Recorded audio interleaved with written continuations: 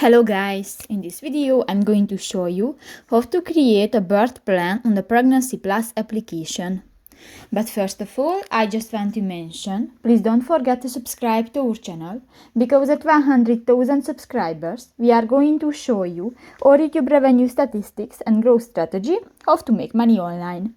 So let's jump into it. First of all, open the application on your device.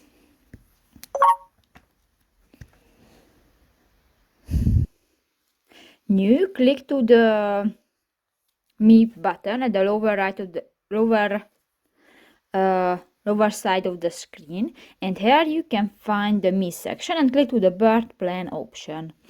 And here you can select different items: environment, companions, induction, pain relief, and others.